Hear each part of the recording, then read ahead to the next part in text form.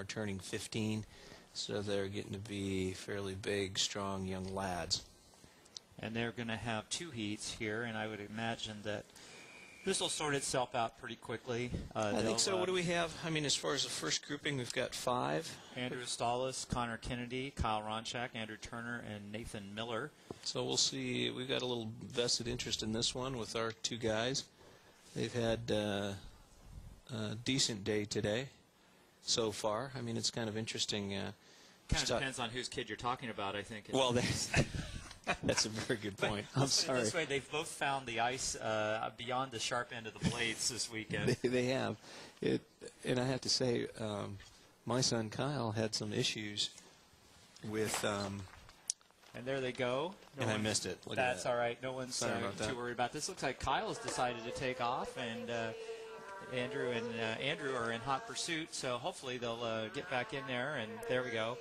Kyle's decided he'll lead a little bit here at the beginning, and then they'll let everybody into the group. Right. Well, I think this probably actually is a strategy that works both well for Kyle and Andrew Stallis, and maybe even Andrew Turner, is that they can go ahead and let this thing sit in for a while and then figure out who's going to take it in the end. So yeah, and it's a preliminary, so they're picking. What are they picking? 4 or 5? So well, they're picking 4, and it's got to be. You just got to make sure you stay up, and so that's a nice bit of sportsmanship there. Andrew Stallis comes up, takes the lead. Kyle drops back, and he's done his work, and so they'll, I would imagine, trade off one more time here.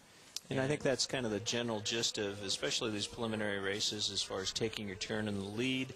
And that's generally what happens in a train situation. You're just kind of going along. And then really, especially in the finals might be a little bit different story. And that last lap, a lot of things can change. But here's what we'll see. Potentially a change, and Andrew decides to... Well, Andrew Stallis has, I think, moved out, but I don't know. He decides to stay in front. Maybe he feels comfortable with the pace. It's a very slow pace at this juncture. They really don't have to worry too much. No, and looks like these guys are just sort of settling back at this point. Yeah, they don't really need to. The last thing they need to do is get tangled up with each other, which could happen. And I think Andrew Stallis kind of works the corner and then just relaxes on the straightaway. If you look at him, he's definitely a conditioned athlete. He's just kind of put it on autopilot. Andrew and Kyle are just right behind Andrew Stallis, and Andrew kind of works the turns. You know, you can definitely tell his conditioning because he's going out a lot. Look at his turnover in his legs. Yeah, he's turning just them comparatively. over. These guys are going at it much more casually than he is. Well, and I guess it really depends. I mean, they don't have to work too hard, but in the same sense, you want to. I mean, if you look at probably just the conditioning level between Andrew, and he's just kind of cruised across the line there.